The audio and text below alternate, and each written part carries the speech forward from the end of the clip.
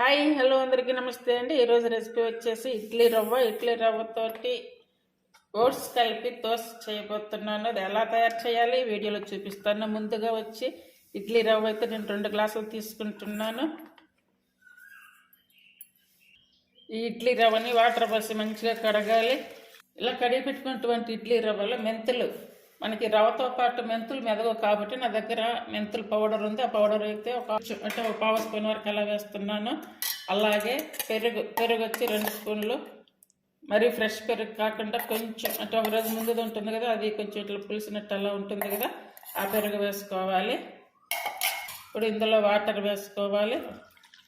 Water వేసుకొని ఒక half an hour నానబెట్టుకుంటే సరిపోతుంది.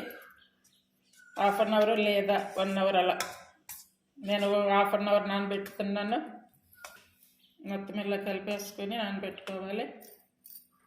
ఇప్పుడు ఓట్స్ అయితే మల్టీగ్రెయిన్ ఓట్స్ అండి. వీటిలో అన్నీ ఉంటాయి చూడండి. ఓట్స్ ఉన్నాయి, వీట్, బార్లీ ఉంది, రాగి ఉంది, అవసర గింజలు, ఫ్లెక్స్ సీడ్స్ అన్నీ ఉన్నాయి ఇందులో.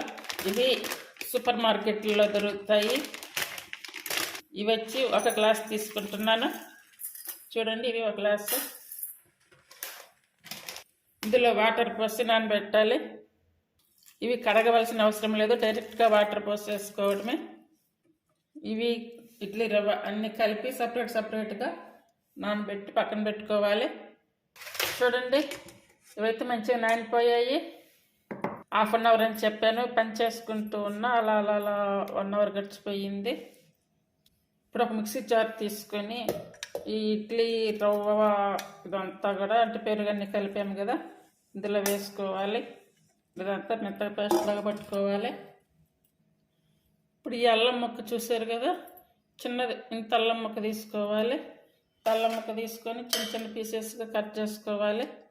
అంటే ఇప్పుడు ఈ ఇడ్లీ రవ్వలో వేసుకోవాలి. అంటే మామూలుగా మనం దోశ వేసుకునేటప్పుడు 4 పీసెస్గా కట్ చేసి వేసుకుంటాం కదా, తినేటప్పుడు పంట కింద పడుతూ ఉంటాయి. అంటే అట్లా కొంతమందికి ఇష్టం ఉండదు. ఇలా డైరెక్ట్గా మిక్సీలో పెట్టేసామంటే కనుక మొత్తం దాంట్లో కలిసిపోతుంది.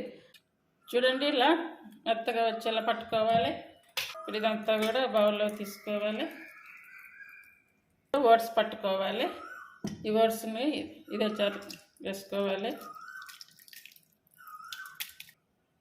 ఓట్స్ కూడా ఇలా పట్టుకున్నాము కదా, ఇప్పుడు ముందు పట్టుకున్నటువంటి ఇడ్లీ రవ్వలో ఈ ఓట్స్ వేసుకోవాలి.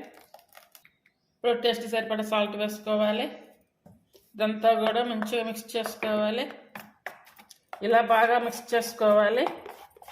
ఇప్పుడు మనకి ఇవి దోశ కావాలి అనుకున్నప్పుడు పప్పు నెయ్యి నానబెట్టి పని లేకుండా అప్పటికప్పుడు కావాలి అనుకున్నప్పుడు మాత్రం ఇది ఇలా ఏర్పాటు చేసుకుంటే చాలా బాగుంటుంది. చాలా తొందరగా కూడా అయిపోతుంది, చాలా ఈజీగా అయిపోతుంది.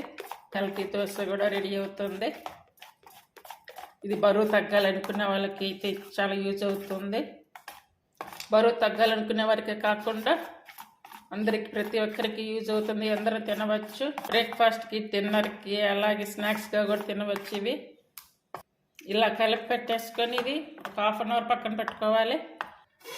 చూడండి, పిండి అయితే ఇలా వస్తుంది కదా. ఇప్పుడు మళ్ళీ ఒకసారి మంచిగా కలుపుకొని ఇప్పుడు దోశ వేసుకోవాలి. ఇప్పుడు దోశ వేసుకోవడానికి స్టవ్ మీద ఒక పెనం పెట్టుకొని ఇప్పుడు మనం తయారు చేసుకున్నటువంటి దోశ బ్యాటర్ అంతా కూడా ఇందులో వేసుకోవాలి. వేసుకొని మంచిగా దోశకిలో వేసుకోవాలి. చూడండి, దోశ కూడా బాగా ఇట్లా హోల్స్ లాగా వచ్చి బాగా వచ్చింది. చూడండి, ఒకవేళ మీకు కారం కావాలి అనుకుంటే కనుక వేసుకోవచ్చు. నేను ఓన్లీ ఆనియన్ మాత్రం వేస్తున్నా, కారం వేయట్లేదు. ఇప్పుడు ఆయిల్ వేసుకోవాలి. చూడండి, ఇప్పుడైతే దోశని నాలుగు పక్కల ఇలా అనుకొని తీసుకోవాలి. చూడండి, కింద కూడా మంచిగా కాలింది. ఇప్పుడు ఇవి ఫోల్డ్ చేసుకొని తీసుకోవాలి.